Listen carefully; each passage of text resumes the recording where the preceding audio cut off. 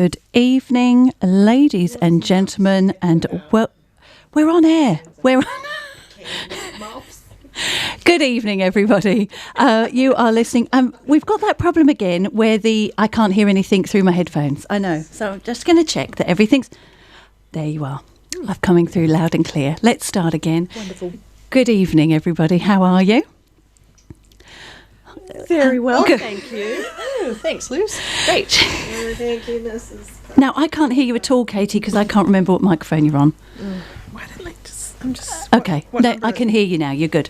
What one is it? What one is it? Is it B or A? I don't know. I just turned them all on.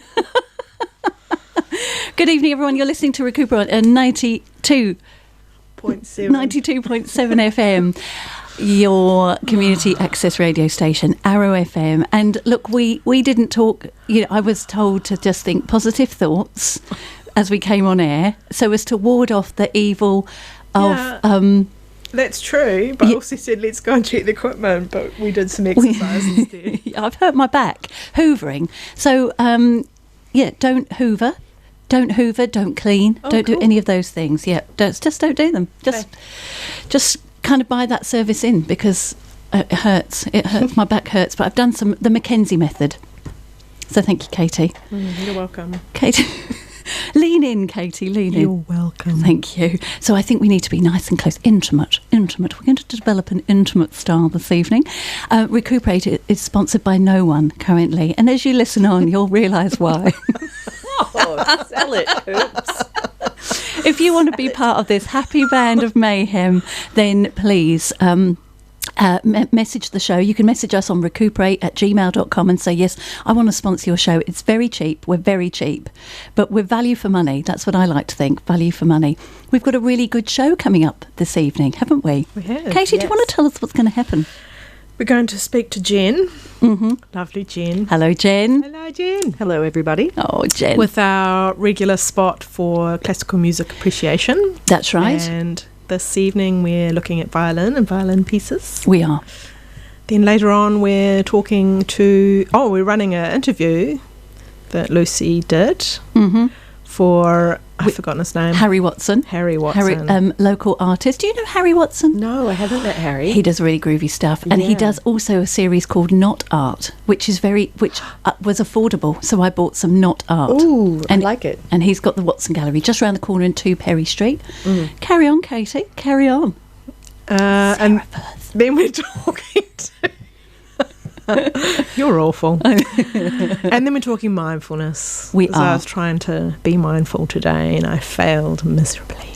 Did you? Yes. Oh. So Sarah Firth is going to take us through some mindfulness. Yeah, we're going to talk to her about her business because she hasn't always been a mindfulness coach. No. So she's very much part of the zeitgeist currently, but she's not always been a mindfulness coach, and she is based in Martinborough, and she's doing some really neat work down there with some other health practitioners. Yes. With Love and Core. With Love and Core, that's right, in Martinborough, Jellicoe Street, isn't it? Yes. Yeah. I've heard good things. A friend of mine's doing the course, loving it. Oh, well, this is good. Yeah. So we're looking forward to talking to Sarah Firth. So it's not jam-packed. I wanted to give Jen plenty of time because Jen... You are the woman of the moment. Before we go into challenging violin music, and some might argue the violin is challenging all the time. I know. Before we do that, can we talk about your show, which we talked about? You weren't here last month, but we did talk about your show on your behalf. Thank you. Ministries of Fate, the Miracle Room in Featherston. If you haven't been to the Miracle Room, get your ass down there because it's amazing. It is amazing. It's amazing. It's a beautiful gallery. Yeah. And it's open on Saturdays from 10 to 2.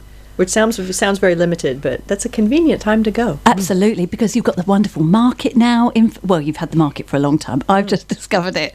So, hence it is new. So you can really have a full day in Featherston on Saturdays. You can go to the market, get your fresh fruit and veggies. We will talk about you in a minute, Jane. I'm just going to give the listeners everything they can do in Featherston. You sell Featherston. Go. And then you can then pop into the Miracle Room and look at some art, and then you can head off down to the bookshops. Of which there are many. Several awesome bookshops. Very awesome. Good value. But your show, Ministries of Fate, tell us about it, because you've only got a week left and you've got some pieces. You've nearly sold out, which is Yeah, tremendous. nearly. So I was just going to look up a little statement because I just forgot to do that. But so Ministers of Fate is on through August. So however many Saturdays there are left in August, there might actually be a couple. Two? I think there are two. Yeah, Yeah. 2 more Saturdays to have a look. So I'm a graphite and ink artist mainly. I do a little bit of mixed media, but this particular show, Ministers of Fate, is a drawing show. And what do people want to know about art shows? Well, I mean, what was your inspiration for the pieces? That's what I was looking at. Yeah. I was looking at my statement because it's hard to remember it off the cuff.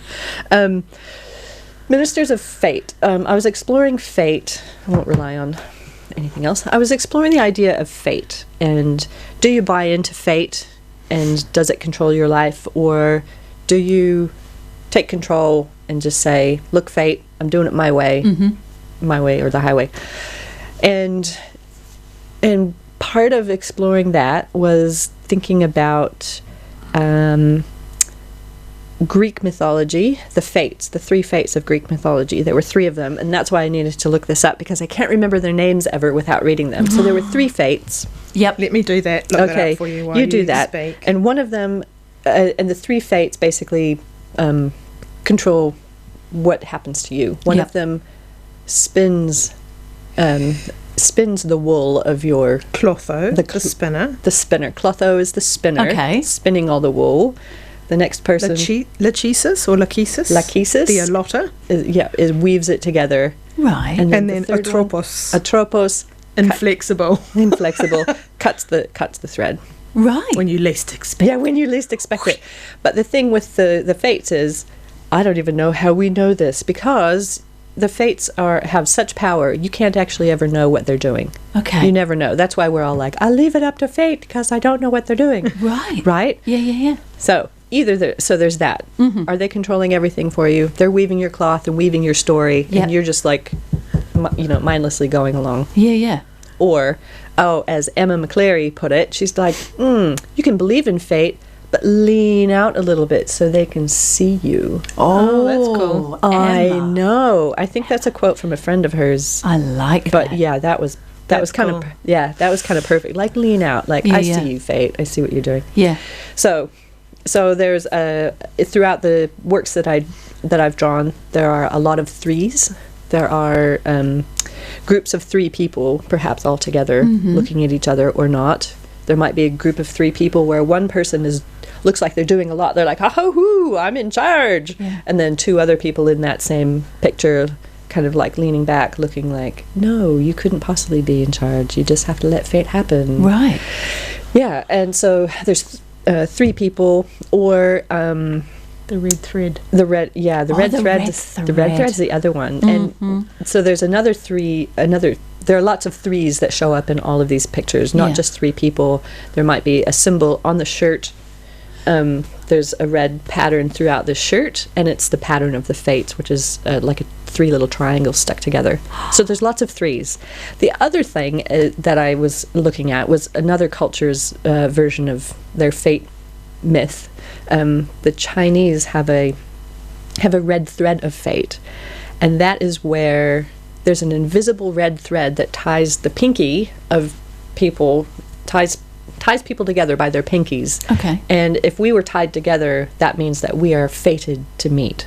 And there are undertones with this of like romance and marriage, because the particular god that looks after everybody's red thread is the god of marriage, as I understand it, as I read it. But I kind of played with that and thought, okay, sure, maybe we're tied together, and maybe what happens if we don't recognize each other? What if we're tied together and that other person is wearing a mask, and so you're like, no, I don't think I must be tied to you. Or a lot of the some of the pictures that I've drawn are just hands, not whole people, just hands. Beautiful. And several of them have they're 2 hands from one person, and they're connected with a red thread. Yeah. So who's to say that you aren't, can you be connected to yourself? Is that a thing? Okay. And we can kind of go deeper into that as well. It's, Yeah. a little bit of, are you connected to yourself, that self-determination sort of thing. But also, could there be some same-sex attraction kind of undertones to that as well. Okay. So lots of different ways that you can explore that red thread and how it's attached, how you're attached to other people, how you might be attached to yourself. Okay. Yeah, I thought, very fun. And as you were working on the pieces, did you explore those themes as you were working the pieces, or did you kind of have it all worked up in your mind and then worked on the pieces? I mean, did the progression, or your getting really stuck into those kind of theories, I guess, did that develop as you were working on the pieces? Yeah, that developed afterward. I started drawing some interesting collections of people and realized that I kept drawing 3 all the time. Yeah. And then knew that I wanted to call the show Ministers of Fate, because Lucy and I had a show a couple of years ago together, and one of the pictures, the mural that we drew and stuck a bunch of Lucy's photos to as well, had a little quote there from Shakespeare, which was, "I and my fellows are ministers of fate." And so I thought, ooh, yeah, I want to have a show that's called that. And then I thought, well, that's ridiculous. You can't just call it that thing and have nothing match the name of the show. Kind of like working backwards. But then I kind of went, 3 fates. I'm doing lots of 3s and the 3 fates. And so, yeah, just kind of dove in from there. Yeah. And so after drawing 2 pieces, deciding that fate was something I wanted to explore, then that was in my mind as I was drawing the rest of the pieces throughout the show. Great. Yeah. Well, it does look fabulous, doesn't it? It's beautiful. And we've a lovely opening night. It was, wasn't it? It was really fun. Lovely, and there was a fire pit out in the back garden, and people were just milling about, and the kids were being. As we got out of the car, I said to the kids, "You can be as weird as you like. We're at an art show."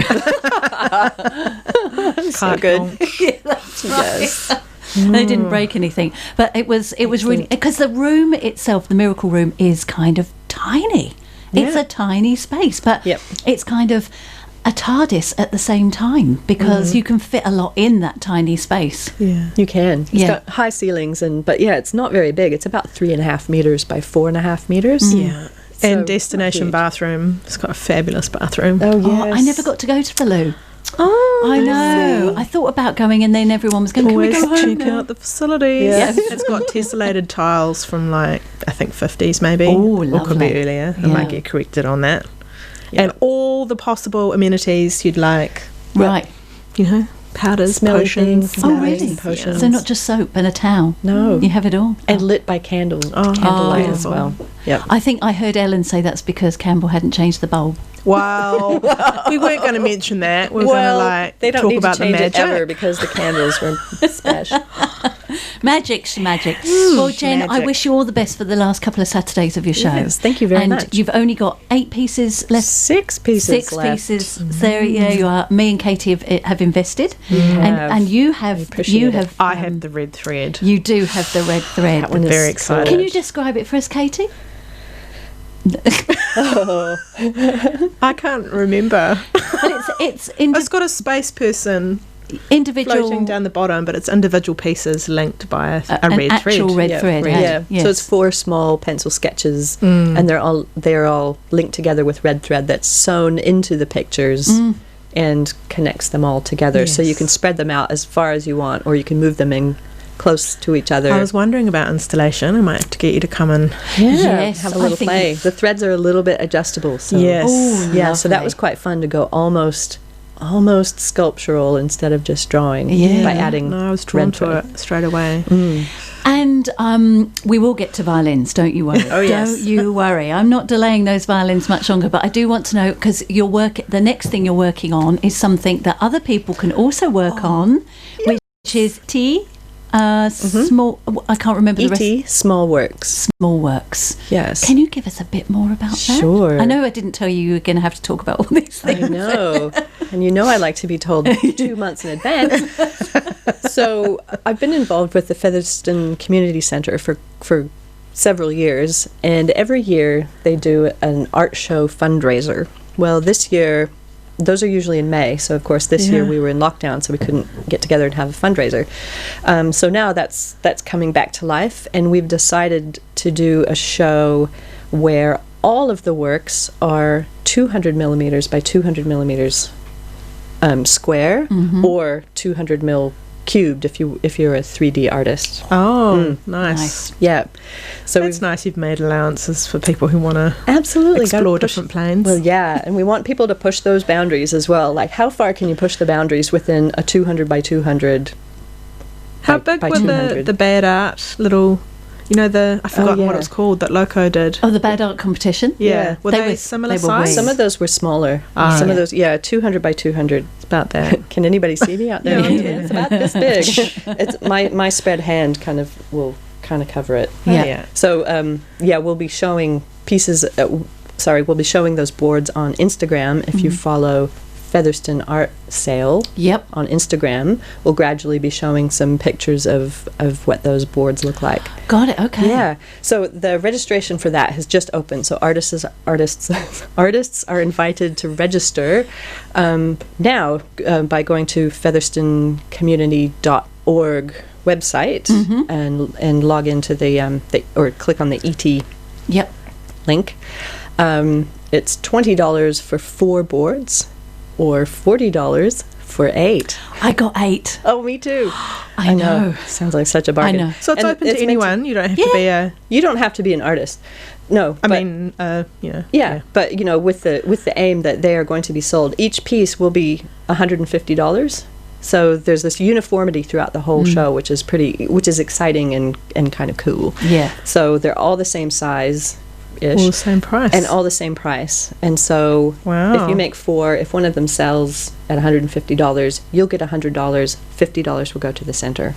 Wow. So it's really fun, super fun. And the installation, I think, will look spectacular because we will have hundreds of pictures. And it'll be at the community all centre. The same size. And it'll be at the community centre at 14 Wakefield Street in Featherston in November. But so registration's open now. Yep. The show is in November 14th. Brilliant. Yeah. Thank you, Jen. Yeah. So please, artists out there, register. It's fun. And it's so affordable. Yeah. Yeah. Yep. I just entered a competition. It was very expensive. Oh. Yeah. What was that? Oh, the Iris. Yeah, Awards. the Iris Awards. And I have zero hope.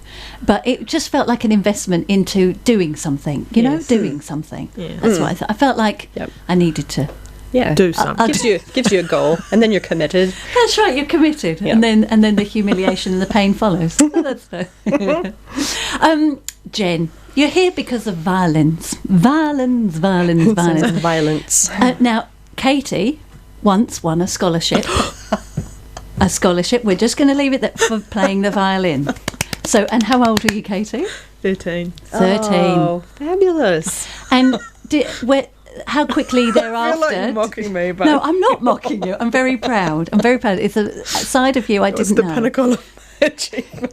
How soon thereafter did you stop playing the violin? Was it I played it through my college years. You did? Yeah.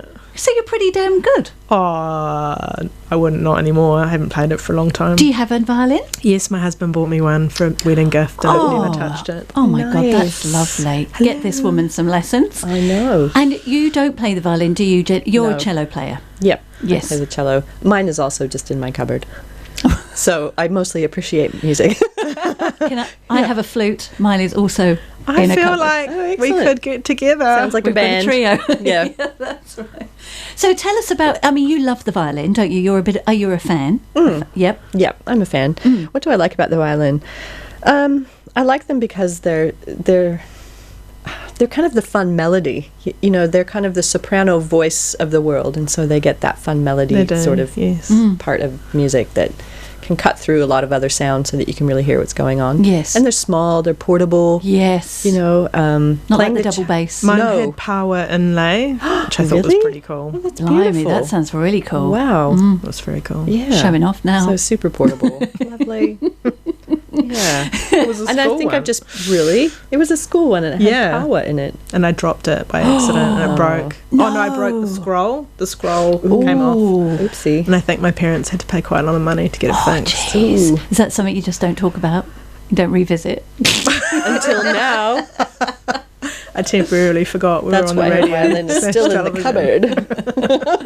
Oh man. Oh dear. So it really is it a bit of is it the show pony of the orchestra? Is it kind of like the flashy sort of Yeah, I think it is. Yeah. Of the string instruments anyway. Yeah. Because the concert master or concert mistress, maybe they don't call them mistresses anymore. Concert master is always a violinist. Yeah. Oh, really? Yeah, it's always the first always violin, and that's the first person that if the conductor keels over in the middle of a piece, they'll hop They up can- and take over the conducting. Wow. And it seems to always be a violin. Okay. Yeah, and they always get the great solos. You know, like the soprano solos are always just like go on for ages, and they're beautiful, and everybody's Yeah. like ah, Twiddly. So Yeah, twiddly. very I love the twiddly and- twiddles. Yep, and yeah, the violin solos are crazy good Is because they it- can play quickly. Yes. Yeah. Well, sometimes they play. It sounds like they're playing 5 violins at once. I mean, Yes. how they do that, I do not know. But Yeah. we might even hear some of that. And is there different types of violin? So, like, is there like a bass violin or a? Was it Well, viola? there's a viola, which Yep. would be like the lower voice. So there's the violin, which is kind of the higher sounding one, Uh-huh. and then the viola is a little bit larger instrument and has the lower keyed strings. So Right. it's a little bit lower, a little bit more voice-like, Mm-hmm. Mellow. mellow. Yep. Yeah, and then there's cellos, which are lower, Yep. and then the double basses, which are so incredibly low. Yes. I Yeah. love a double bass. Yeah, so violin is I mean, so anybody out there can prove me wrong because this is like in the mists of time, Yeah. my mind. But, you know, a violin's a violin. They do come in different sizes. Like small children would have like a half-size violin. Okay. But it'll still have the same, it'll be strung the same. It'll still have the same G, D, A, and E strings on it. It's just maybe a little bit tinier. Got it. Okay. Yeah. And you're gonna.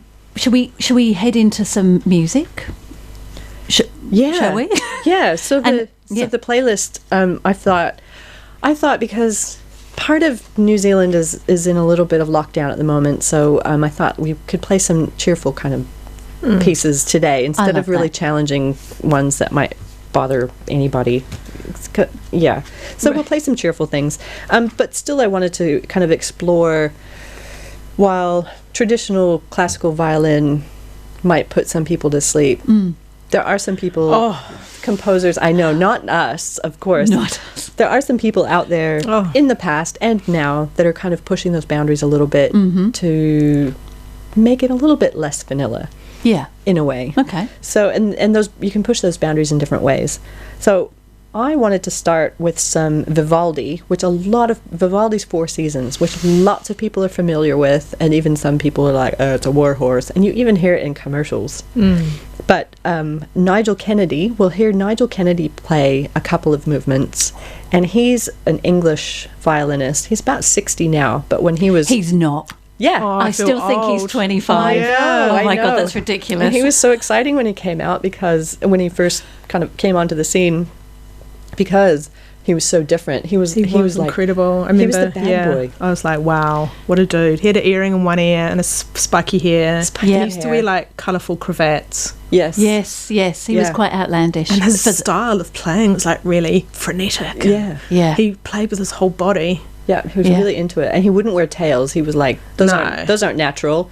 Yeah. And the first time I heard, you know, a classical music say, "I'm not wearing that," I was like, "Oh my god, I like him so much." Yeah, I fangirled him when I was Yeah, little. and okay, and listen, aside from just talking about how he looks, he's great. Yeah, he's incredible. So good. Yeah. So he'll play some of this Vivaldi, and he just nails it and goes and quite fast as well. Okay. And we'll contrast that Yep. with a modern composer named Max Richter, who has recomposed some Vivaldi. So he'll take Vivaldi to this modern minimalist sort of space where he's taken the Vivaldi Four Seasons. He's used about 25% of it, and the other 75 is him mixing and layering and making it almost electronica. It's great. Okay. Yeah, so I think the way I've lined things up is first we'll hear Nigel play like Spring, Yep. and then we'll hear Max Richter's version of Spring. So, Quattro Stagioni. Okay, lovely. So, you're listening to ReCooper8. We're currently being entertained enormously by Jen Olsen, who is an artist and a musician. We're talking violins. We're going to go straight into some Nigel Kennedy and Four Seasons. Here we go. Any minute now.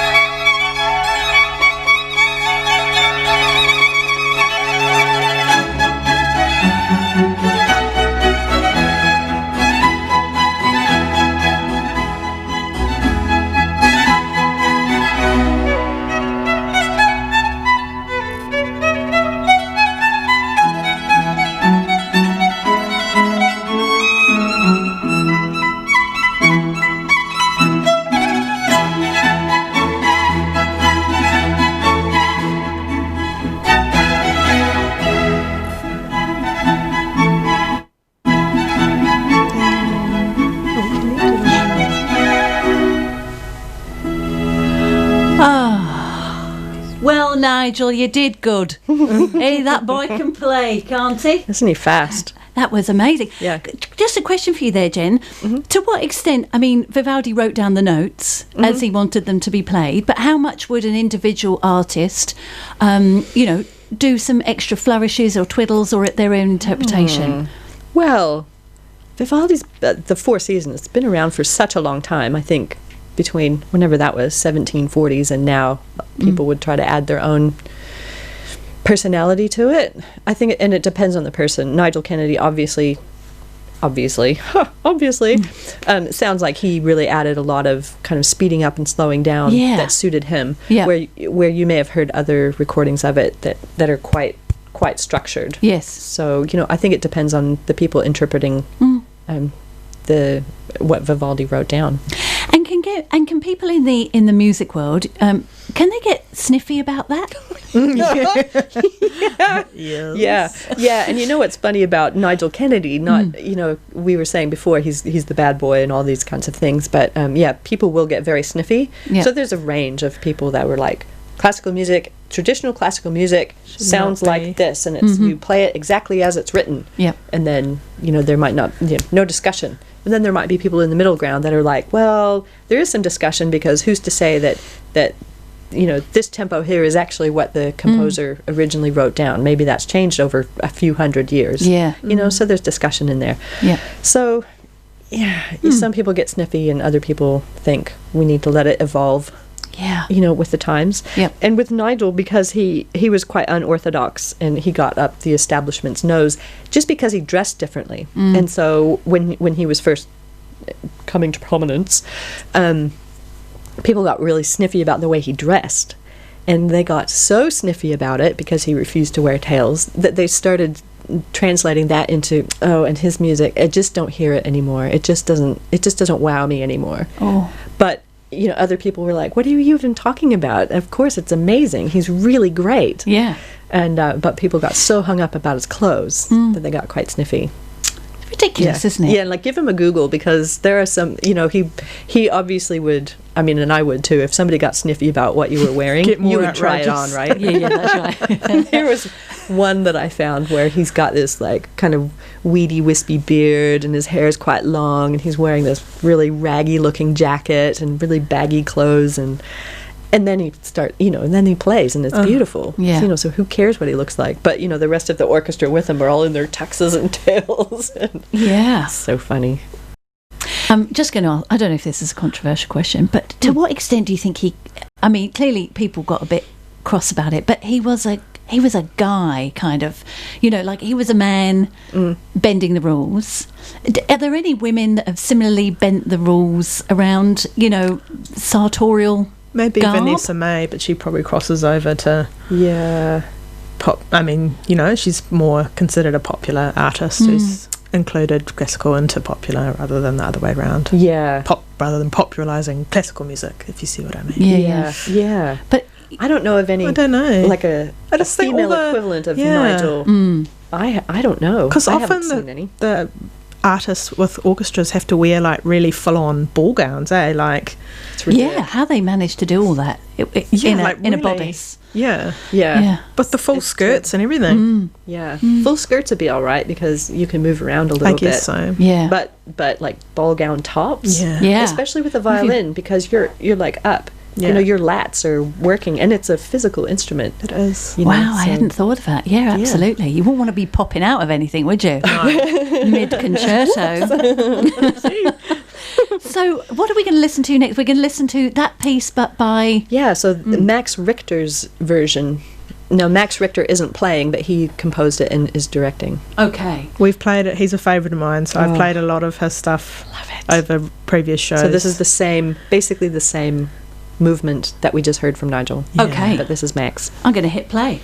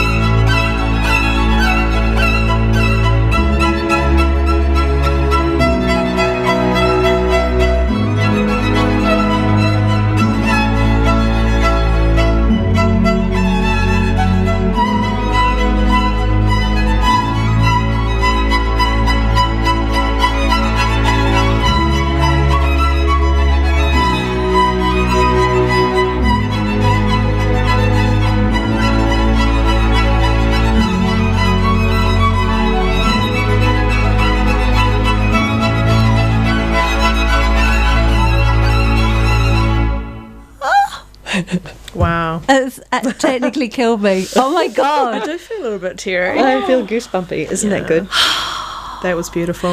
That was incredible. So we were, while this music was playing, we were all going, oh my God, I think I'm going to cry. But, you know, and as Jen said, I said, hold that thought, hits you right in the feels. And you also went on to say, you know, sometimes you can't explain why music does that. And that, you know, like that, you'd want that as a soundtrack to your life all the time, wouldn't you? We're playing it in the car on the way home, Katie. Yeah. That's what we're doing. That was incredible. Yeah. Tell us some more about that, Jen. Just tell me more about that man and that music and that violin. Okay. Oh, yeah. So first, that's the interesting bit of trivia is that the person playing the violin in that recording, his violin is from the 1840s, Right. which was the same time when that Vivaldi was around and composing the Four Seasons. So that's kind of a cool little thread there. But Max Richter, so he's alive. He's a modern person, as Katie pointed out. He writes a lot of music for movies. But he's a modern composer who works in this post-minimalist sort of style, meaning minimalist, where there's that steady kind of drone underneath. It kind of evokes electronica, sort of, where you've got that in the background, and he uses really even dynamics, so he doesn't go really loud and really soft. He might go from really soft to really loud, but he doesn't use dynamics to give you a lot of feelings throughout a piece. Okay. You get a lot of the feelings from all the overlapping of all the different parts. Yeah. So he does a lot of mixing. What does he do? What's it called? Anyway, lots of I'm going to call it mixing and stuff emotional like that. overlay. Emotional It's overlay. like the weaving of all those. really emotional. There's sadness and hope and excitement and birth and death, and it's all in there, isn't it? It is. It's totally in there. I like that it's his own interpretation too, and that he thought he'd grown up listening to and playing Vivaldi, and then, you know, like you probably got sick of hearing it in commercials and wanted to take it back a bit for himself. And so he just thought all the feelings that he had when he played Vivaldi as a younger person, he thought, you know, how do I feel about it now? Yeah. And so he just decided to break it down, and it's a lot of, it's just a lot of emotion. Yeah. So, Just I love lovely. it. Just pretty cool. lovely. yeah, it just takes, cool. it takes like the traditional classical out for a bit of a spin. Yes. Yeah. And how is Max Richter kind of observed in the formal music world? Is he kind of... Oh yeah, I've read a lot of reviews about that particular album where the sniffy people thought, why would you ruin Vivaldi like that? Blah blah blah. You know, people who don't want you to touch it. Yeah. And it's like, well, He would have opened it up to such a whole different absolutely. I mean, look at range of us. people who don't normally listen to classical music. Yeah. Yes, he's taken the stuffiness out of it, I Yeah. think, and giving it that little bit of mixy feel. Yeah. But- and I reckon Vivaldi would have Yeah. appreciated that. Yeah. You know, they were creatives, weren't they? That's why Yeah. they wrote the stuff in the first place. Well, and I think, you know, at the time, I'm sure Vivaldi's The Four Seasons were probably pretty different. Yeah. Yes, I absolutely. think if they knew that it was being made as a film score, so you got like hearing it, seeing it as a double whammy. 'Cause Yeah. often I find pieces of music that often I find them through music scores. Like I would watching a film, like, oh, that's pretty cool. Shazam it, and then you know, and then discover someone new that way. Yeah, definitely. But just seeing it, hearing it, it's brilliant. Pretty epic. That was epic. I love I it. love that. So we'll get to hear some more. So the next one, we'll just do another Nigel Max comparison. I like So that, yes. The next one, Nige plays for us part of Summer from still from the Four Seasons. Oh, yes. And then we'll hear Max play his version of Summer. Okay, so I've had that, and I think that's what I've got here. Right. If I'm wrong, Jen, you'll tell me to stop, but I'm going to press play on this track. Here we Okay. go.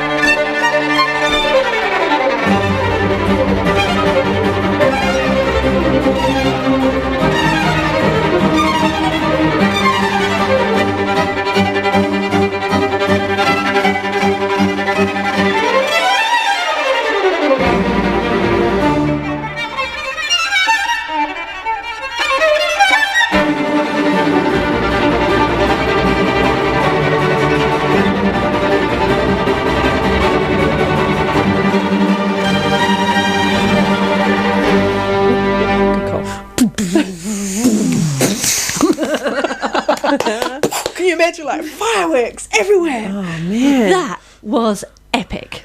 That's so... Talk to us about the speed. That's so fast. I know I keep saying that. He's so very fast.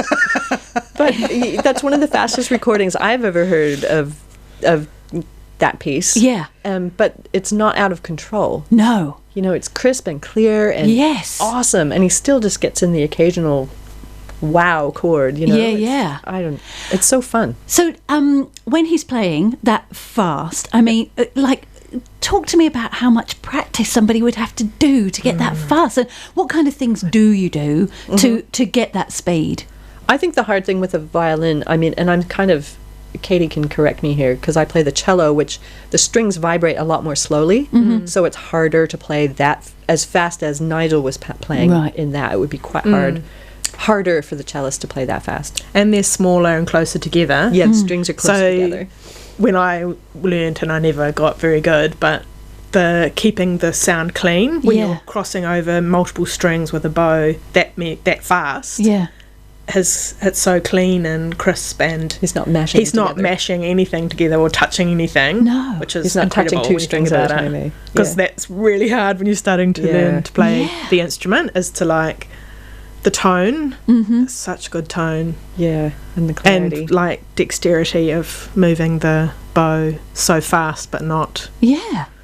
Yeah, it's and epic. To me, the fingering too is the hardest thing. Yeah. Like every single one of those notes, he's like placing his fingers. Yeah. And to me, that would be the hardest, because like with the bow and the strings, at least that's like four strings that you need to keep track of. Yeah. You know, I'm simplifying totally.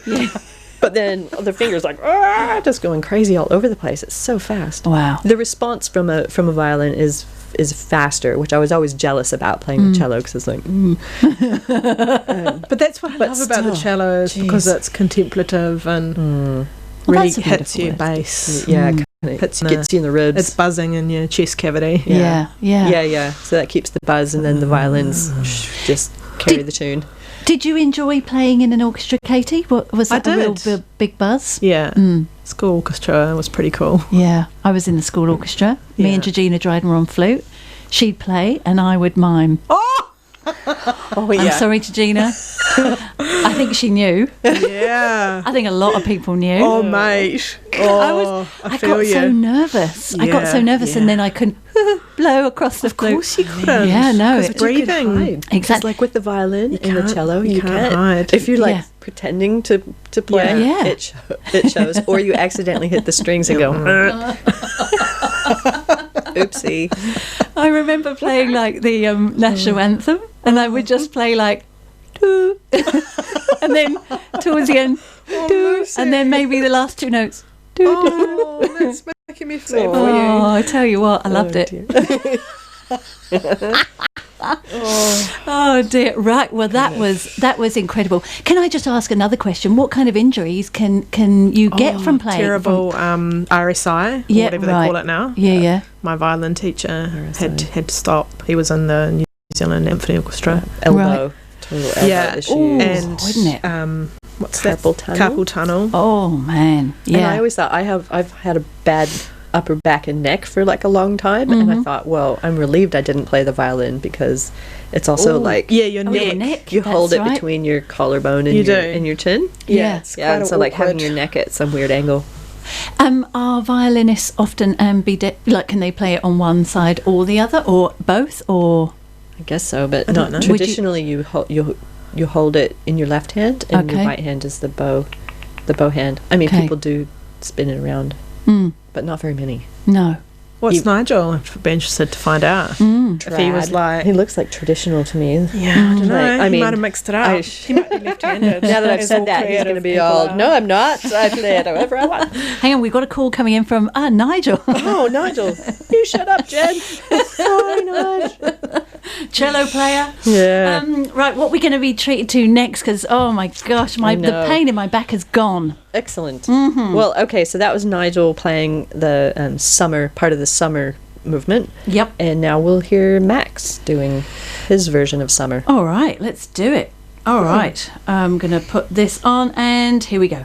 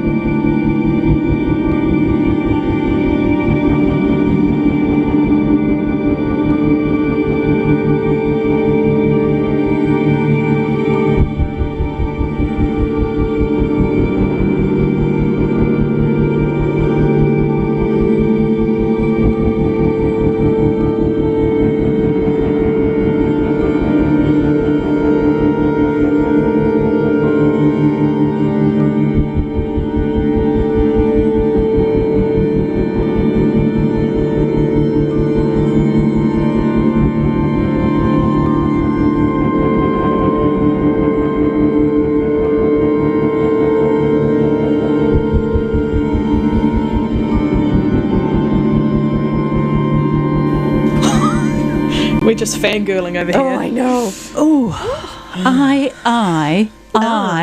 All unnecessary. I'm having hot flush. I don't know what to do with myself. That was epic. I mean, that was like Apocalypse Now. You know, that that was brilliant. People are loving this, by the way. I'm just going to Megan Savage, but cello is so sexy, isn't it? Hello, Mum. Hello, sis. Just got to say hello to my family. Hello, Deb. Lovely to be joined by you. Sian and Charlotte Harding, who has sent us some really interesting information about something violin related that's happening in Martinborough, which I'll talk about later. But let's just talk about that piece of music, Max Richter. Oh my God! How does he do it? It's so How does he do it? All the layering and just that electronica end to that one kills me. It's just gorgeous and just leaves you sort of like wondering if your heart's beating at the wrong speed, or like your heart kind of skips a little bit to catch up to it, or and that clearly some traditional classical purists might just hate that, would struggle, but because man. Yeah. It was so lovely watching Katie while the music was playing, because you were totally there. You were, like you were just and really listening. He's my hero. What was going on for you when that music was playing? What were you, because you were talking. I see visual images for sure, and I think about what kind of film that would suit, and what I'd be looking at while I heard that. Yeah, it's definitely a visual connection. Do you get colours? No, I always see pictures. Unless I'm listening to his sleep stuff. So he's done an album called Sleep, and he's done the Blue Notebooks. He's done so much stuff. I totally recommend anybody to check him out, because he's prolific. Okay. And you'll find him in so many film scores. Yeah. And the Blue Notebooks was in Arrival, the movie about the spaceships. God, is that the aliens that do the coffee cup stains? Yes. Yeah, she tries to speak to them in language. That was a lovely film. I enjoyed that film very much. Clearly. And he did Ad Astra. Have you seen Ad Astra? The space movie with Brad Potato? No. Brad Potato. Is that Brad Pitt? Yeah. Yes. I haven't seen it either. I didn't want to see it, but now I want to see it just for the music. I'm pretty sure he's in it. I better double check. I heard it was kind of lame. Well, that was great. Do you know what I like to? I like looking at ordinary scenes of life whilst playing massive music like that. Just looking at people like trundling around doing their thing, and it's amazing how people are, unconsciously going with the beat. Like whatever they're doing, having a row, robbing something, just mooching along. They all seem to have this innate sense of rhythm. If they only knew. If only they knew, absolutely. Oh, give us another, Jen. Give us another. Oh, man. Well, we could just listen to Max Richter all night. Well, we could. There are others. So that was a fun example of how people are pushing classical music into new places. And I love it. I love... and that's relatively tame. Yeah. Still, it still sounds classical-ish, right? Yes. What are you going to give us next? I know. I'm not going to go too crazy this time, because we're staying really, gentle. Today we're staying gentle for Lockdown Buddies. Okay. Next time we'll do some really out there stuff, because I had a great conversation with Campbell Neal the other day at the Miracle Room, and we talked about really the pushing the boat out kind of classical which, again, I have no words for it, but sort of like a few months ago when we played 2001 A Space Odyssey music. Yes. And there was that choral piece. Yes, which I loved and you hated. Do you remember? Yeah, it makes you feel uncomfortable. Yeah, that's right, yeah. Yeah, and it's just doing things with voices. They were just people's voices, but holy cow, somebody can make them do crazy things that make you feel really strange or really, fascinated. Yes. So, next time, let's explore. Take us to the edge, Jen. Yeah, we're gonna go well. We're gonna go well over the edge. Yeah. I know. Hot water bottles of Valium. Wear your cozy clothes, and we'll bring some snacks. But so this time, we did the Vivaldi game there. The next thing I wanted to look at was Vivaldi wrote that stuff in whenever 1740 thingy. So 1700, right? Yeah, 1740 thingy. Nearly 400. Wait, how's my math? Nearly 300 years ago. Yep. Rising 400. Yeah, lots of years ago. And then Max Richter right now is making that anew for us, which is pretty exciting. Yeah. 1725. 1725. God, that early. Well, written in 1716 and published in 1725. Oh, thank you. Whoa, Wow. there you are. Older than longer ago than I thought. Sorry. So the other day on, I think, radio, what is it called now? RNZ concert. I heard a Peter Warlock song. So Peter Warlock is a fellow who was active around the early 1900s. Yeah, I don't know a whole lot about him. Well, he was kind of interesting and different as well. People thought he was a bit strange. Peter Warlock, what a name, right? Yeah. Not his real name. Oh. So he was born Philip Heseltine. Oh. And he Any relation to the Heseltines of London? The politician Heseltines? Possibly, because he was born somewhere there. Where was he born? I didn't write it down. What's his name? Peter Heseltine. Peter Warlock. Oh. Yeah, but he was a bit different and got into the occult and things like that. Okay. Which people did in, 1915. They loved that was all a really that. cool thing. Yeah. Oh, Yeah. look at him. He looks interesting. Should I Yeah. hold that up for a picture? Yeah, so do. our viewers. Hello. Hello, camera. Show up, Camera. Yeah. So he was a musician and a music. He does it, but he's critic. quite good looking. He looks elfin. Elfin, Yeah. yes. Elfish. And for some reason, the camera will not go to Katie. It will not go there. Why is all right. that? I don't All know. right. Anyway, you can look him up. Peter Warlock. Yeah, look up Peter Warlock. So one of the things he wrote was the Capriole Suite, and it was 16th century dances kind of reanimated for the 20th century. Okay. And he was another person that seemed kind of like an unhappy person. Some of the history I've read about him, he had a lot of depression and possibly died by He his didn't own live hand. very long. No, he didn't live long. Oh. He didn't reach 40. Gosh. So yeah, he seemed to struggle a bit, and I Yeah. think in his music it kind of shows in this particular bits of this piece that we'll listen to. I think Okay. it kind of showed, but also kind of showed that he was struggling to make something a bit different. Yeah. That Yes. taking that classical to that next step a little bit and making it a bit of his own. Yeah. And I think he does that. To me. Okay. He may Shall not we have been happy. So I'm intrigued. the Yes. Capriole Suite, Peter War of the Lock. And we're just playing a couple bits of it. Okay. Not the whole Capriole Suite. All right. 1 second. Bear with me, caller. Elizabeth.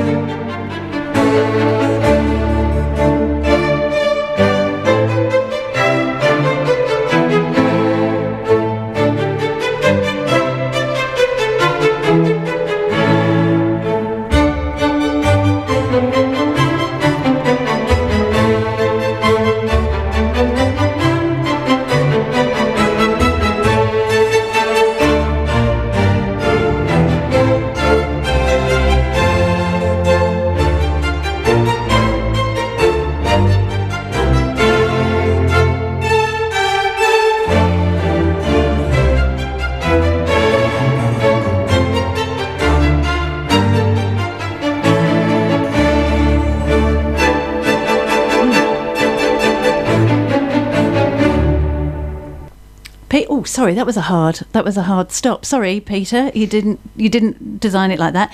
That was lovely. That was very, compared to Nigel, we were on a little bit more of a contemplative mode there. So talk to us about that bit of music, because you were saying while the music was playing, that it's slower than you would expect from the 1600s, but it was kind of reminiscent of that.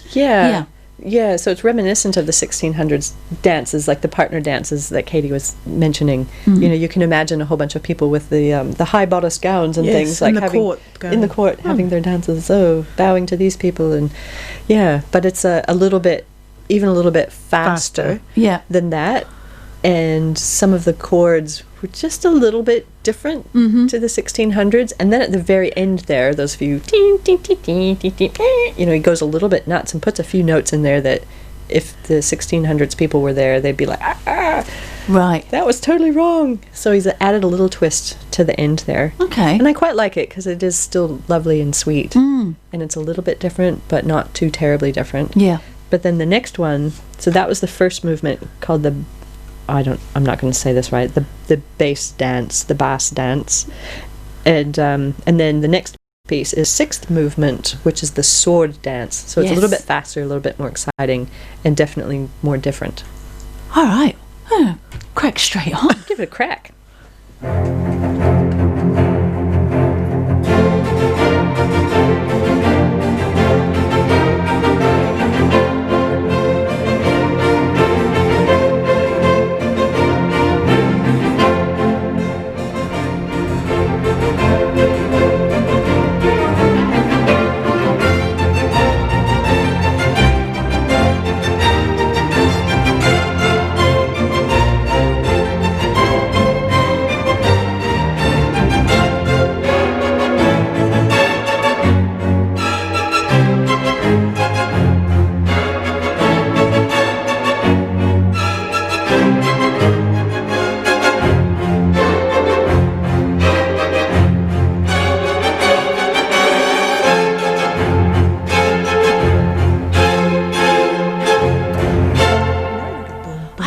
Bit more of the tortured soul there. Yeah, that was cool. Yeah, that was like a great. bassline. I could That's see, cool. a little bit more of the angst in there. If he was experiencing any, then maybe when he was writing, it was coming out. That was cool. I like that. And exciting too. Like, I need a loud chord here. I'm going to use these notes. Yeah.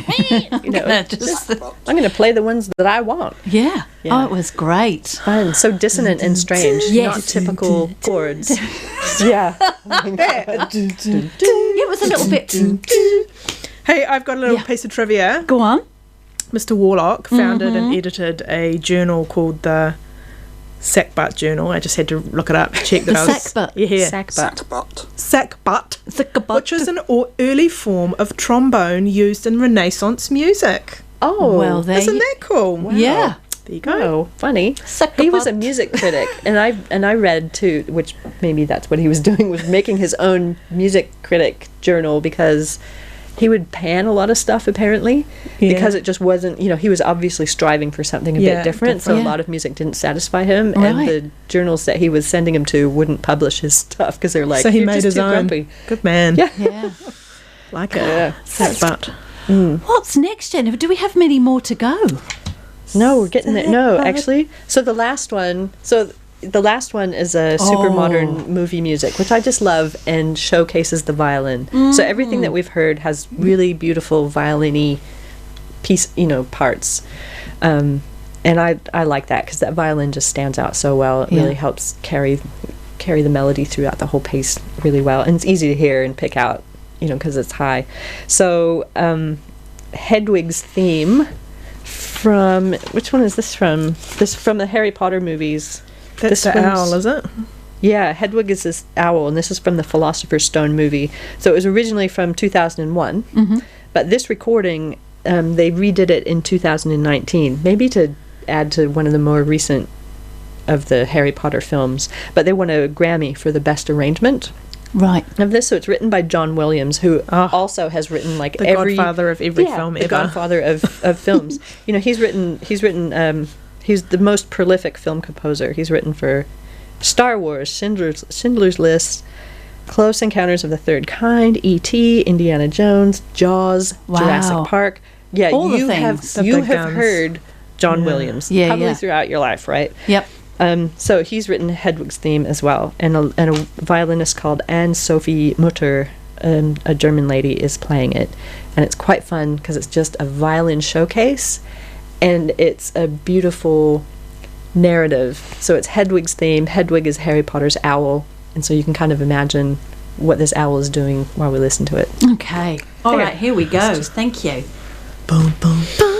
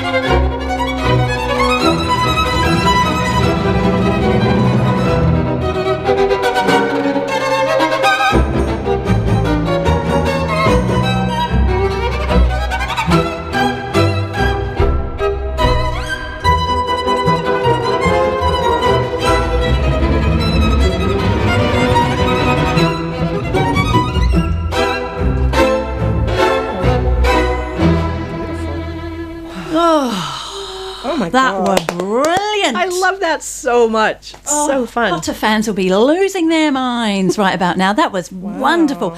Now, Katie, you picked out there that they were doing what? You know, with their fingers. Oh, pizzicato. Pizzicato, and that's when you... Pluck the strings. Click, puck. They are garrulous. Where they're garrulous when the music's playing, and then you ask them to explain something and they clam up. I mean, come on. I know. It's plucking. It's exciting. So she's plucking the strings a lot, and she's all over the whole instrument. Yeah, You know, yeah. These at the beginning, you can just I don't know. She's going from the bottom string all the way to the top string. Wow. In just so quickly. Yeah. So there's pizzicato, which is plucking with the string with your actual finger. Yes. And then there's arco, which is tapping which is kind of the same, different, but just slightly different sound, where you tap the string with your bow Okay. to get a similar sound, but it's not quite as plucky. not as pronounced as plucking. Right. Gosh. Well, that was brilliant. Isn't she great? Such an emotional ride, that one. Yeah, absolutely. Yeah. And, you know, you can imagine that lovely owl kind of flitting around and being owlish. I've I love never it. seen any Harry Potter films, so I can't. Haven't you? No. Well, Just the first couple, then you're good. Oh, okay. Yeah. Really? yeah, the first one's... How many are there? 105. You'll be upsetting some Potter I'm fans. sorry, Jen. fans. And there's one which is really quite dreary, where they just seem to be going through a very dark studio for, you know, several hours. Is that when he was Right. There's midlife, through it's kind of difficult teenage times? angst, Jen, that Jen. was You're a tremendous. marvel. Very enjoyable. While you're here, we did have our wonderful friend of the show, Charlotte Harding, let us know that the Medici lectures are back. So that's Medici Cafe in Martinborough. Thank you, Martinborough. And for $20, you can get mulled wine and nibbles. And on the 20th of August, which is in a few days' time, Alan Clayton joins us, a local instrument craftsman, or luthier. You did mention luthier. I thought his name was Luther. Oh no! his How title. uncouth. So uncultured. I didn't know they were called luthiers. Yeah. There you are. I thought that was just guitars. Is that Stringed instrument. string instrument? So he's going to be there on the 20th. So you can check them out by going to Medici Cafe on Facebook, and it starts at 6 o'clock, goes on till 8 o'clock in the evening, and that's the 20th. And so that's Alan Clayton Luthier.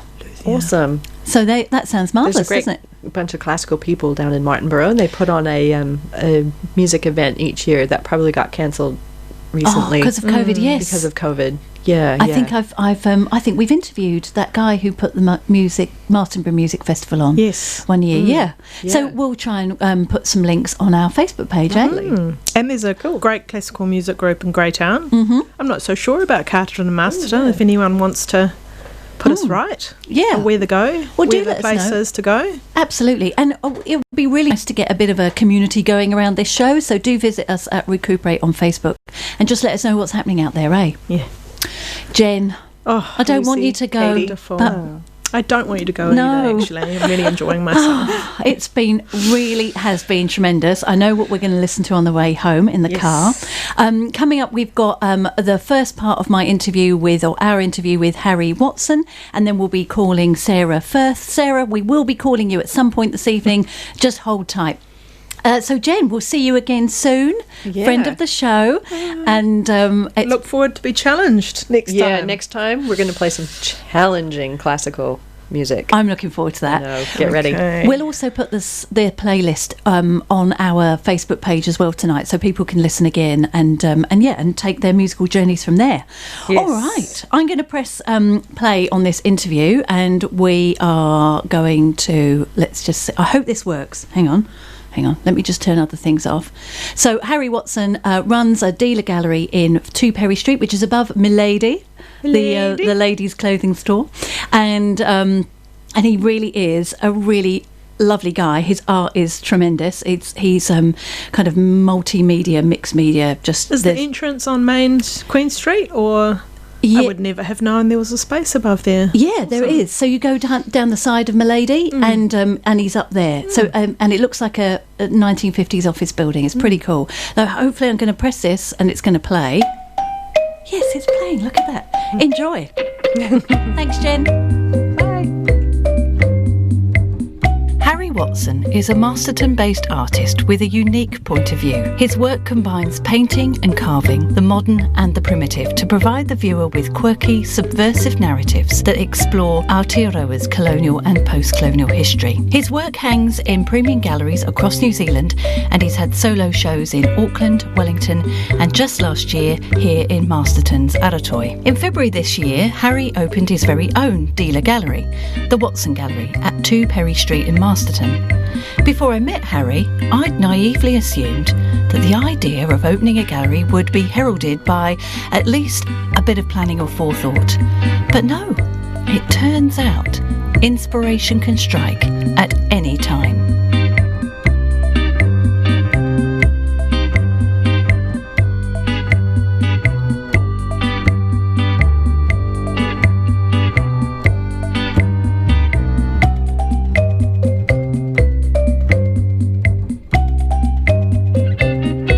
So I'm here in your wonderful art space, the Watson Gallery. Would you just describe to me how it came about that the Watson Gallery is here now at 2 Perry Street?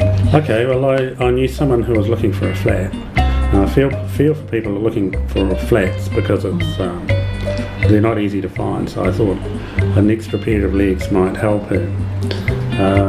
But lo and behold, it wasn't a flat. I saw it as a future gallery. And I happened to be standing there, so I said I'd take it. It was completely spur of the moment. There was no plan whatsoever to own a gallery or to run a gallery, but I kind of jumped. Yeah. So it just spoke to you as you walked, you kind of got here and thought, wow. Could you kind of visualise it? Could you see all... Yes. Yeah. Yes. Wow, that's powerful. It was the space. The space was like, I grew up in Wellington, and my mother used to take me to the Peter McLeavey gallery. And I had a friend who worked for Peter McLeavey, and he opened a gallery in Auckland. And both of those galleries had the kind of feel that this building does. And as an artist, and now as a dealer, I feel, and in a similar building to which I grew up, I feel full circle. I have a shrine that I can share with people, a shrine to art. I had 50-50 thoughts for a day, and I thought, well, I might regret it if I open a gallery, but I know I will regret it if I don't. So it was pretty clear from the outset. Yeah. And that was February 2020? Mm-hmm. February this year. So just before a major pandemic, Harry? Yeah. Yeah. How did the pandemic and COVID and level 4 kind of impact on you being able to get up and running? I had to stay away for roughly a month, but over that time I had a sell-out show from my first artist, apart from myself. I had the first show. The second show was Jason Burns, and that's pretty much sold out. So the gallery's doing a bit better than breaking even. Despite COVID, despite the winter, and despite being new, and despite being unknown. Well, you're not really unknown, are you? You're not unknown. No, the gallery is unknown. So I think you're a major draw.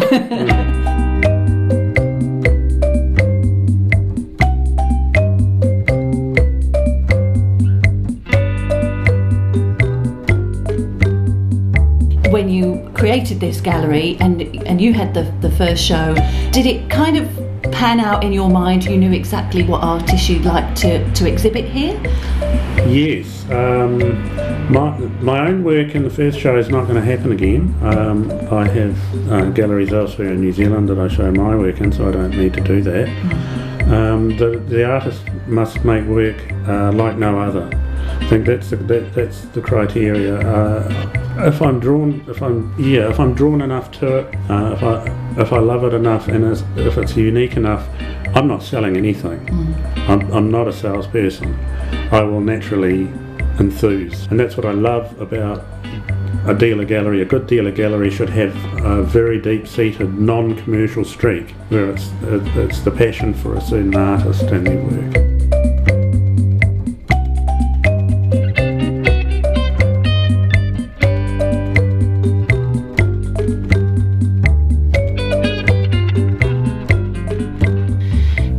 exhibiting work like no other at the Watson Gallery is Bill Taylor.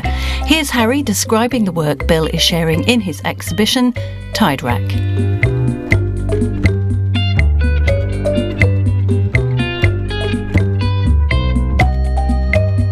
Bill collects driftwood from around New Zealand in his travels, and he's subtitled it "Story Messages from the Sea." So he looks at a piece of driftwood and he speculates about where it might have come from, who might have handled it, what it was used for, and then he places his small, what he calls a small contribution onto that driftwood, which is a very moody style of horizon lines. He also does a marine alphabet, sets the letters into the driftwood. Like inlay, isn't Inlaid, it? yeah. And the quality of the paint on the driftwood of these panels that we can see in your office, I mean, it's kind of like an enamel. They're very kind of sharp, and you want to touch it because they're so shiny and crisp. Yeah, and the reflect, it's built up after layer of layer and layer and layer of acrylic enamel, and then it's given an acrylic lacquer.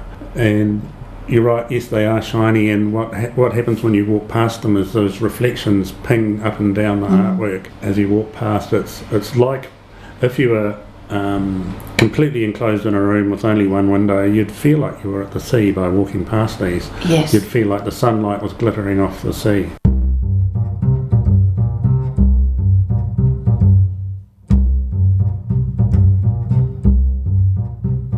Harry has developed a unique take on the gallery newsletter. He creates regular videos with the help of his friends Harry and Harriet. While I was there, I was lucky enough to be introduced to the whole team.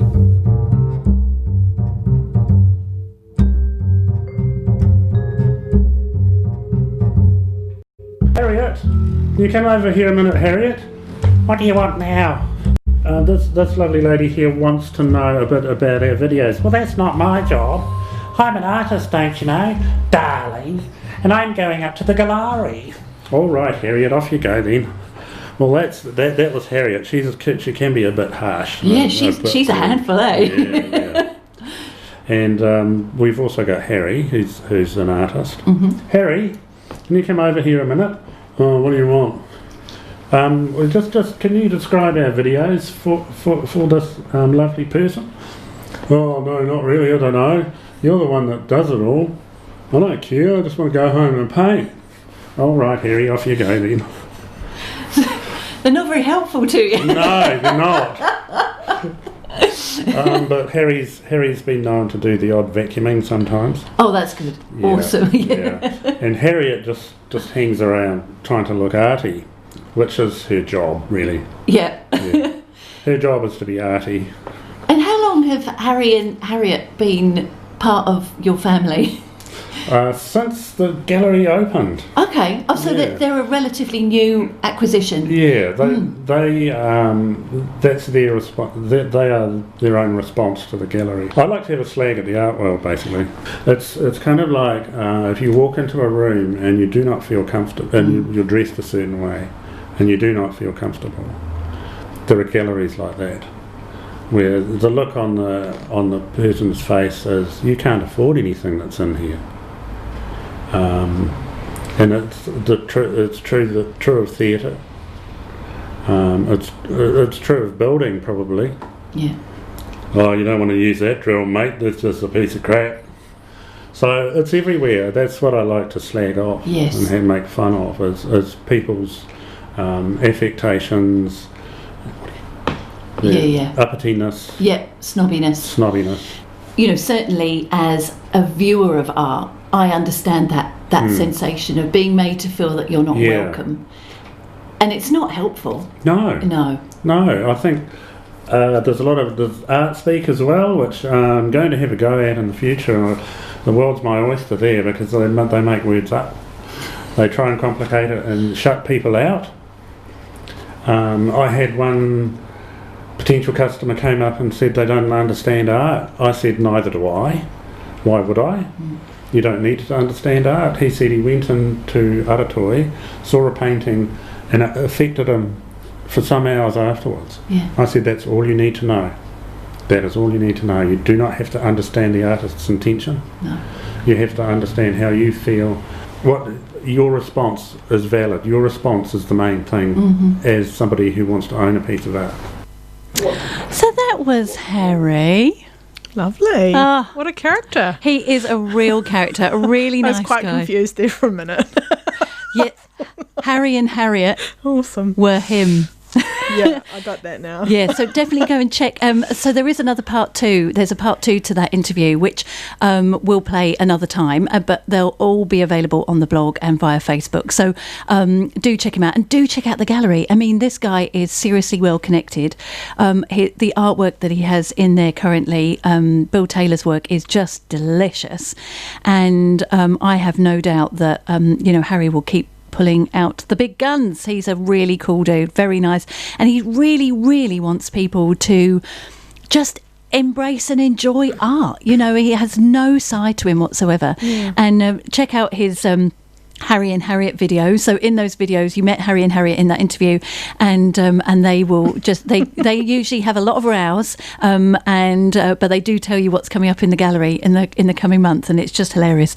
And he's just, I just like what's it, iconoclastic. There's something, he just wants to kind of just smash down all those silly, a bit like what we were talking about with Jen, really. Around all those kind of false pretenses that surround culture and art, which only serve to keep people at arm's length. Let's talk to somebody about mindfulness, shall we? We're going to call Sarah Firth, and we're going to talk to her about her business.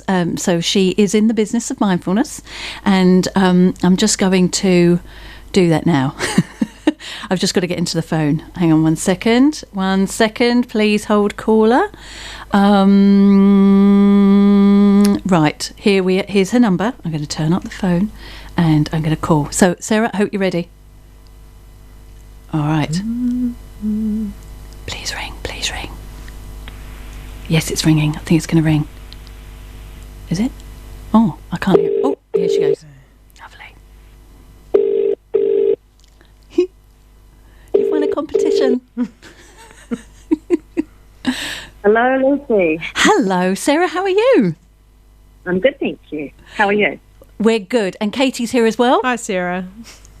Hi, how are you? Good, thanks. So good of you to join us. Thank you so much. I know it's very late at night, and I know that you've got children and you've got a life to lead and sleep to have. But we couldn't let level 2 here and level 3 in Auckland go without hearing from somebody who's practiced in the way of mindfulness. So Sarah, you are based in Martinborough, and what's the name of your kind of business entity where you dish out the mindfulness? Yes, so I do that through Sarah Firth Coaching, and I started that coaching business not sure that I was going to make mindfulness a big part of it, but it's just taken off. There's just so many people who want it and need it and are asking for it. Absolutely. And what do you put that down to? And was this pre-COVID that people were really kind of clamouring for some mindfulness, or for, to be kind of put in touch with their, those kind of a softer inner self, or have you really seen a peak as a consequence of COVID? I think it was starting to take off just before COVID, from my point of view anyway, here in New Zealand. And there was a lot more training out there available for people to learn about mindfulness, and especially within the workplace. And I guess that's kind of where I got interested in it, because I was coaching people who were looking to be able to manage the feelings of overwhelm within the workplace and stress, and turning to mindfulness was a big part of that. And mindfulness is a word a bit like well-being and sustainable. It's becoming, very much in common parlance. But can you tell us, what is mindfulness for people who kind of, it's washed over them and hasn't sunk in? What is it? Yeah, it definitely is one of those words that people hear a lot, but can't put their finger on. So I guess the definition I like to use is one that John Kabat-Zinn, he's a doctor and he is a bit of a guru in the mindfulness space. So I really like his definition that says paying attention on purpose to the present moment in a non-judgmental way. So it's basically just that, paying attention on purpose to the present moment that you're in. Got it. And so I like that kind of in a non-judgmental way, because often we can be quite hard on ourselves, can't we? We can be hard on ourselves and on others. Definitely. It's that recognising that we are not always our thoughts, and being able to step back a little bit from any kind of reaction that we might have. And I really like the idea of being able to respond to those big emotions in a way that's more intentional rather than going with that reaction. And it's kind of getting that space to do that. And how did you encounter mindfulness? What's been your journey to get there? Yeah, it's been a bit of a weaving journey when I was thinking about it, but I guess I was feeling like I was always taking on, a lot more than I could chew in a way, but not wanting to change that necessarily, but being able to find some clarity as I was doing it. So I looked at a lot of different types of meditation and yoga, and because what I was reading was leading me that way. And then I came across mindfulness meditation, and it just seemed like such an easy way to connect with the present moment. And it also had a lot of scientific backing, and there was some amazing research done into MRI scans about people who have done kind of 8-week courses on mindfulness meditation, and being able to see those changes in the brain in that MRI scan kind of got me really interested. Yeah.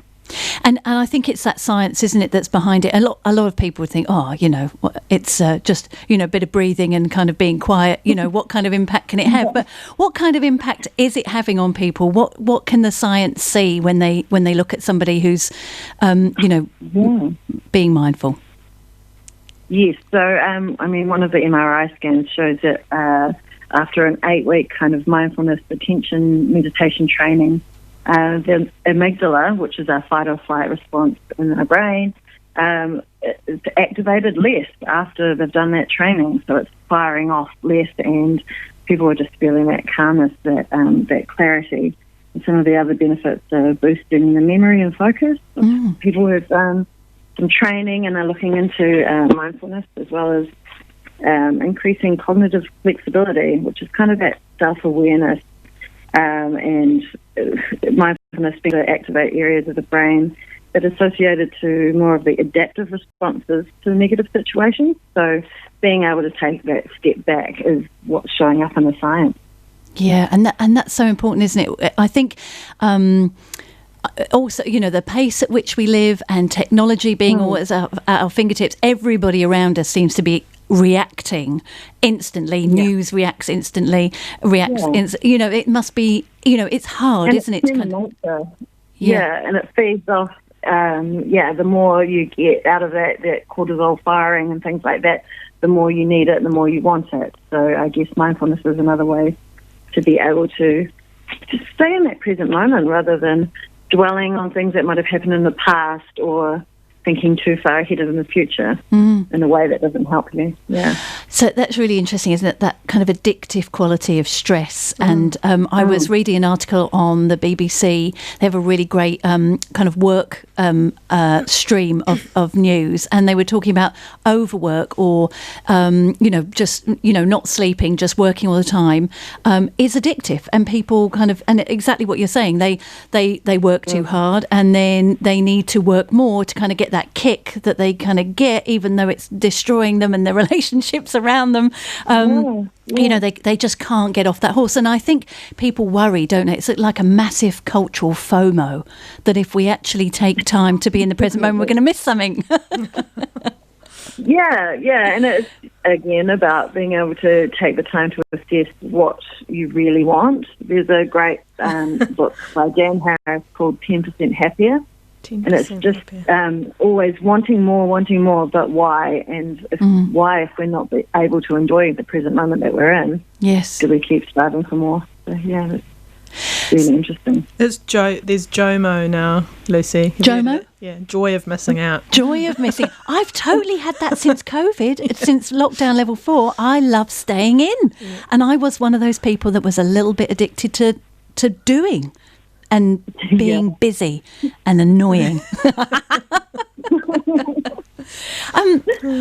What changes have you noticed, Sarah, since lockdown level 4? And I know that Auckland, poor things, that are in a light lockdown at the moment. But what have you noticed? Have you noticed more people wanting to kind of, deliberately take that time to be in the present moment? Yes, I think a lot of people are reassessing or looking at why they do what they do, how they structure their days, why they work the way that they do. I think that people are ready to make a change, but I have also seen a little bit of a slip back. So just before our re-lockdown, I guess, there's ebbs and waves, and it's kind of being able to look back, but in a way that's still enjoying the present moment that we're in. Yeah. Your business, I know that you're currently, engaged. You've got a course running at Love and Core. Can you tell us a bit more about that course? Yeah, so it's a 6-week course we're calling Everyday Mindfulness, and I'm doing that with Marika Kershaw, who's a coach and facilitator. Oh, I met her the other day. She's lovely. Yeah, it's really good. It's very cool to be able to do it, the two of us as well, because we can get quite in depth and be able to really talk through the elements of mindfulness. So we're up to our 3rd week coming up, and our 3rd week's going to be on acceptance and letting go. Our 1st week was on presence and learning to be with ourselves, and the 2nd week was self-awareness. So we're going to be working through each of the core, I guess, pillars of mindfulness.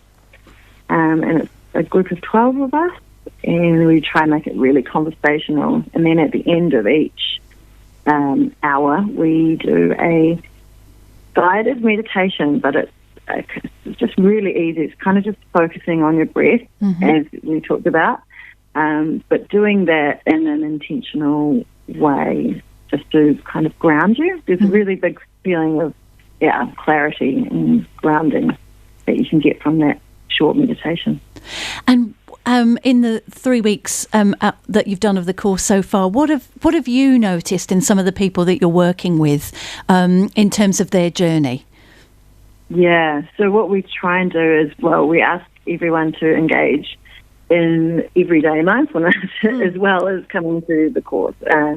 And we've noticed that lots of people are finding new joy, and they're kind of approaching things a little bit with what we call a beginner's mind, which is like you imagine your child again, or seeing something for the first time that you might not have seen. One of the exercises we did was eating a raisin, which sounds hilarious, and it is. It's quite hilarious. I challenge everyone to try and eat a raisin and only think about that raisin as you eat it. It's pretty amazing. Wow. It's fun. Yeah. So I think, people are just finding a lot more joy in the present moment so far. Sounds like it. That's wonderful. Is there something that you could talk to us over the radio? Like if somebody was sitting at home and said, I just want to give this a quick go, is there something that you can talk us through? We won't actually do it, but maybe just give us the tenets of what we would need to do if we wanted to just dip our toe in the mindfulness pool.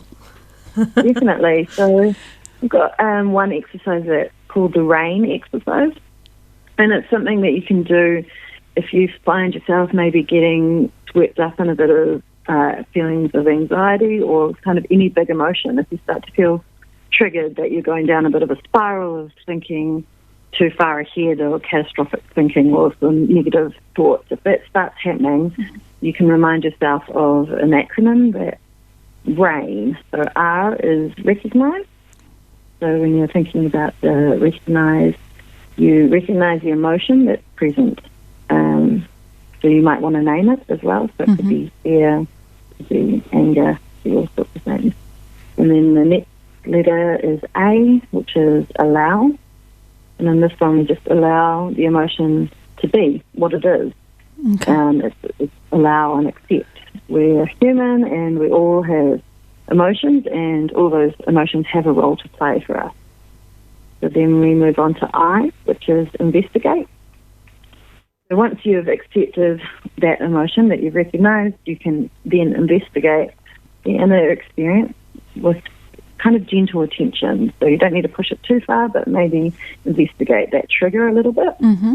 And then we end with N, which is non-identify and nurture. So here you just want to kind of remind yourself that you're not your feelings and just be kind to yourself. Yeah. Yeah. The rain's a really useful one if you can remember that.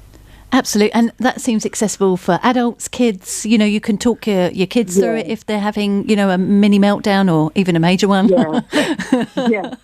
If you've got younger kids, there's also the 5 senses exercise. If we've got time for like another minute. Yes, please do tell us. Yeah, cool.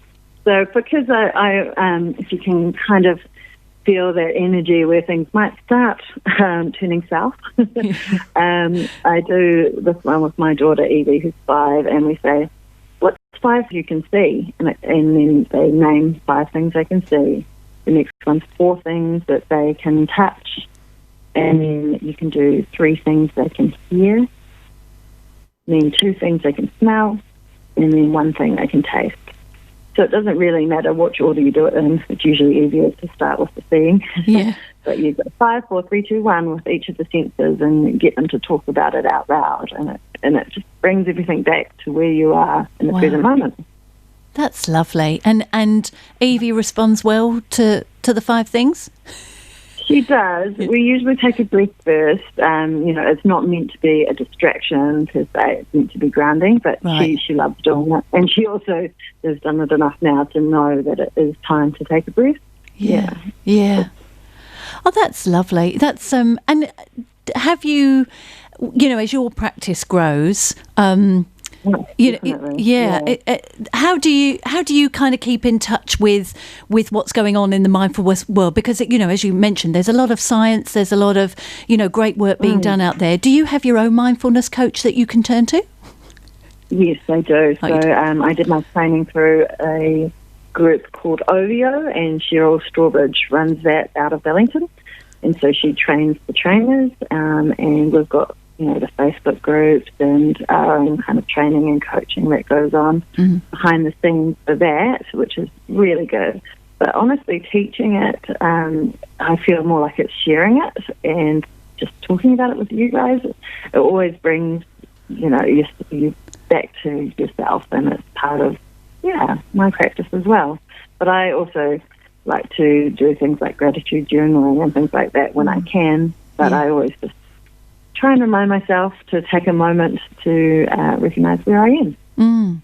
Katie, ReCooper8's co-host, you're a very mindful person. I mean, you often practice, you know, various mindful techniques. Yeah, try to. Gratitude journals definitely helped me in the past with depression and anxiety. It's a wonderful tool.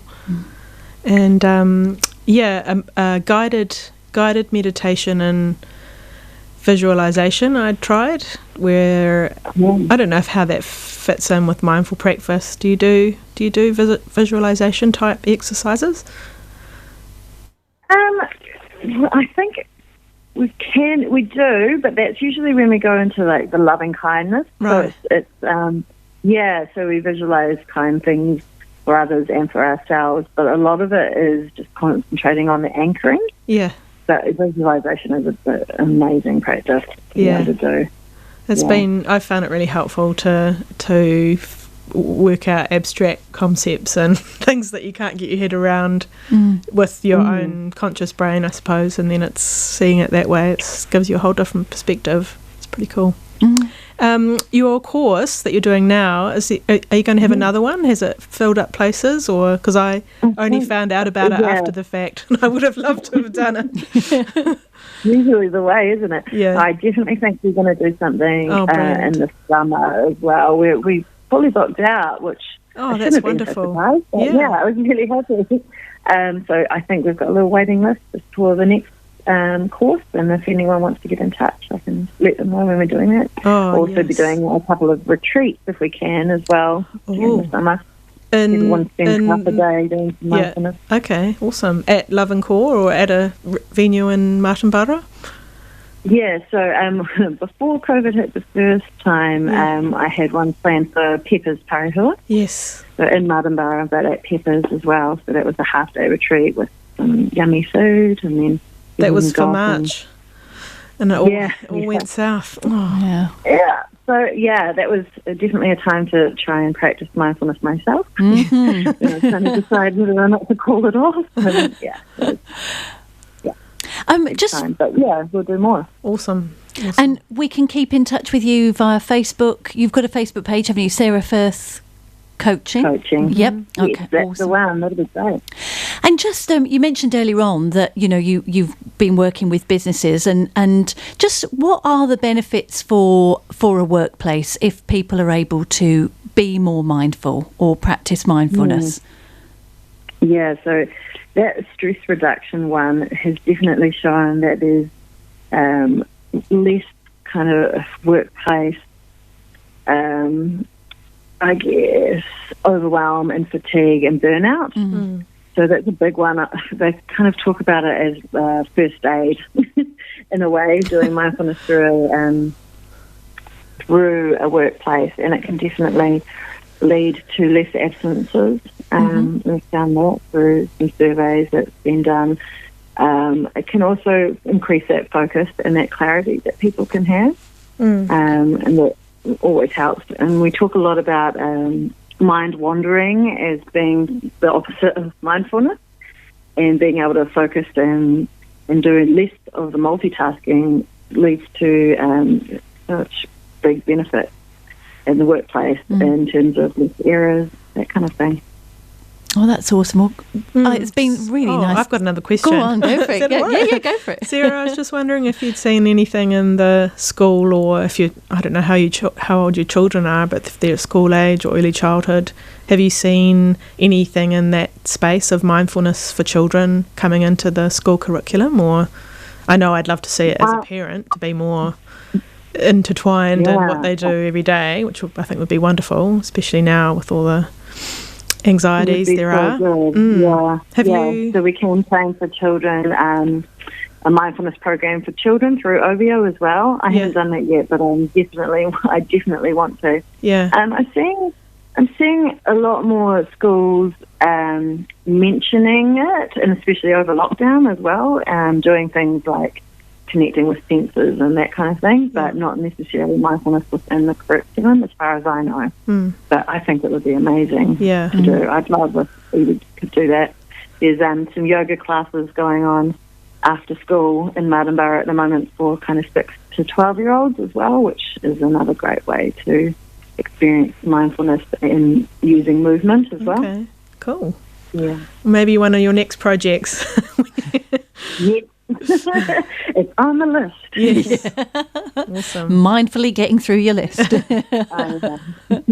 Awesome. It's been an absolute pleasure to have you on the show, Sarah. Maybe next time we can get you in the studio, we'll maybe have you on a bit earlier in the future. We'd love to keep in touch with you, and just kind of keep in touch with things. I'm certainly really interested in this area of mindfulness. I've been practicing a bit of meditation for the past 103 days, and I've noticed. I don't know if anybody else has, but I definitely know that it has made a huge impact on the way I just approach things, and I feel a lot more relaxed. I didn't realise I wasn't that relaxed, but I am. I'm getting better at that. I'm getting better at being a grown-up. So I put this down to mindfulness, I'm sure. Brilliant.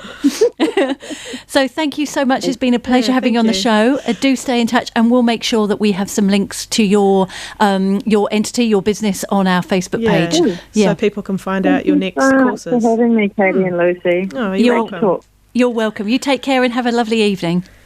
Thank you. Good night. Good night. Bye-bye.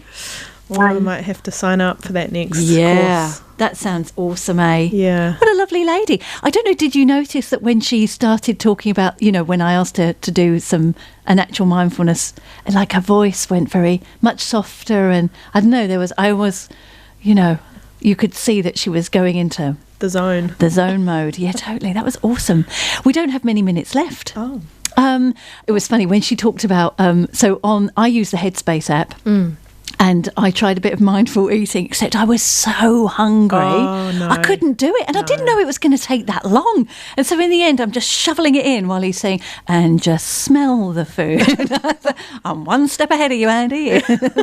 I'd done a couple of times in different courses and environments, done mindfulness eating with a piece of chocolate. Oh, yes. Which I would normally wouldn't hang around in my mouth. It's really, rather than a raisin, which I don't think would be that pleasant, but chocolate mindfulness is pretty cool. Yeah. It's another iteration of that exercise.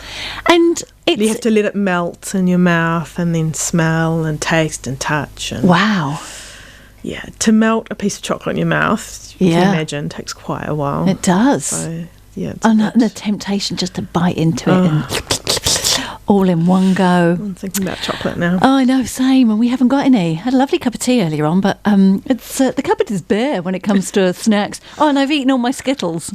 You had ice cream on the way out. Oh, that's right. I did, didn't I? Oh, how quickly seems like a long... It's been a cracking show. I think we've got time for a very short piece of music. Oh, sure. What do you think? Let's have... I've discovered this the other day, and it's a cheerful note to end on. Yeah.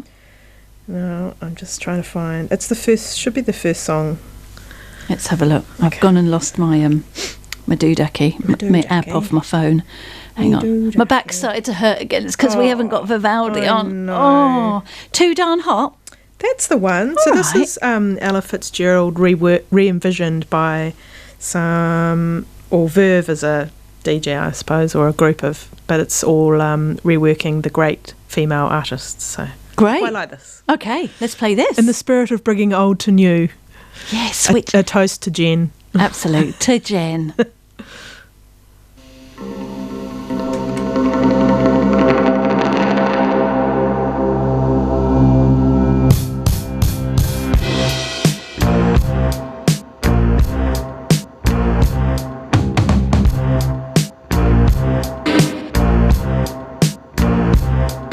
It's too darn hot.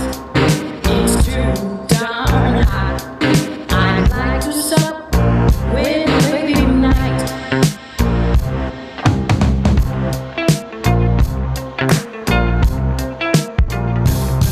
Refill the cup with my baby tonight. I'd like to sup with my baby tonight. Refill the cup with my baby tonight.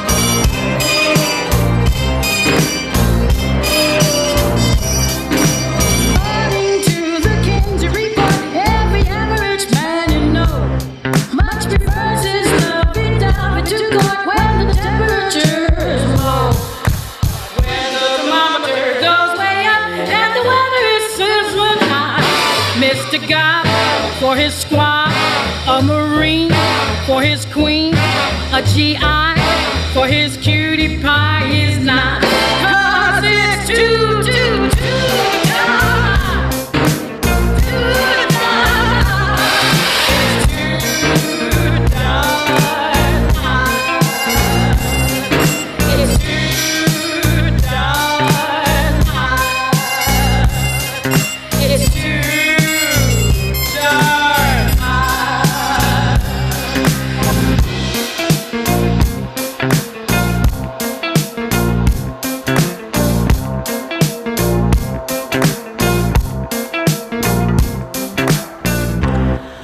that was a great way to end the show, Katie. Thank you so much. That was brilliant. Yes. Love that. It's been a great night. We're going to go now. I'm a bit freaked out. We just heard a knocking. Yeah, we just heard a knocking. There's a knocking. I think it's going to be fine. If you don't make it home, we've come had and find us. Yeah, totally. We've had a great night. You were listening to Jen Olsen with the music. Then we heard an interview with Harry Watson, and then the wonderful Sarah Firth ended the show, and that great track. And we are looking forward to next month. Do keep in touch with us on ReCooper8 on the Facebook, and don't know what that was. Sorry. On the Facebook, and also we have a blog, ReCooper8.com, and because this show went relatively without a hitch, it's definitely going on the blog. So Okay. yep, and LinkedIn. Good All night, right, everybody. Good night, everybody. You take care. Thank you so much. Goodbye.